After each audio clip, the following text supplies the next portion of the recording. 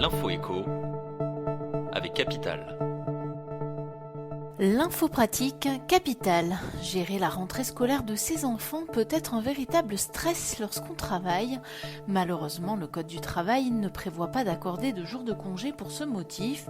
Cependant, certaines conventions collectives de branche ou d'entreprise peuvent prévoir la possibilité pour les salariés de s'absenter le jour de la rentrée scolaire ou encore d'aménager leurs horaires de travail.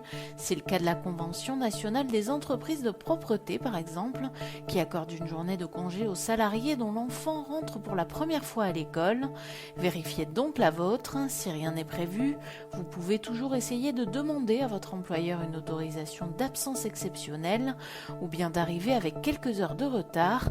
Attention, il faut faire votre demande 48 heures à l'avance et obtenir l'accord de votre employeur, de préférence par écrit. Le chiffre du jour, 5,2%. Il s'agit de la hausse moyenne des prix des logements sur un an, selon le baromètre LPI Se Loger. Dans son étude, la plateforme d'annonces immobilières en ligne a pu établir les prix des appartements dans plus de 120 grandes villes au mois d'août. À Paris, par exemple, le mètre carré d'appartement atteint désormais en moyenne 10 656 €, selon le groupe. Une hausse de 4,5% sur un an.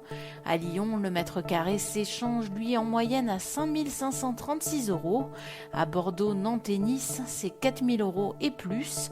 Parmi les hausses de prix les plus spectaculaires sur 12 mois, on peut entre autres citer les villes de Mulhouse et Angers, plus 12% par mètre carré en moyenne, ou encore Bourges, plus 14,7%.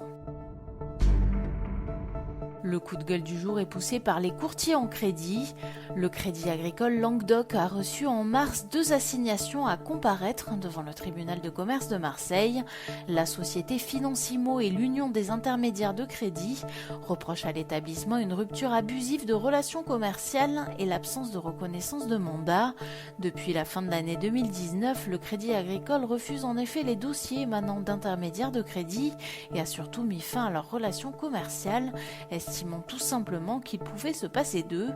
La gérante de Financimo estime que le préavis minimum de 10 mois n'a pas été respecté et surtout que le Crédit Agricole n'a pas le droit de lui renier son statut de représentant du client.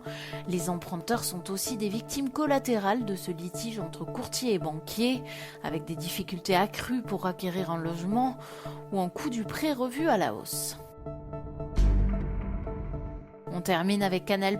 Après un accord avec le CSA, la chaîne va injecter 40 millions € supplémentaires dans le cinéma français pour combler le retard pris dans ses obligations d'investissement.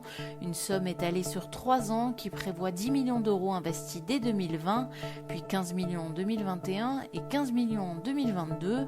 Pour rappel, toutes les chaînes de télévision généralistes doivent investir 2,5% de leur chiffre d'affaires dans la production cinématographique française.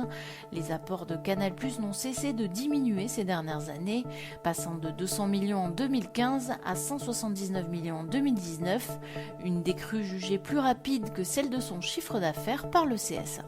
C'était l'info écho avec Capital.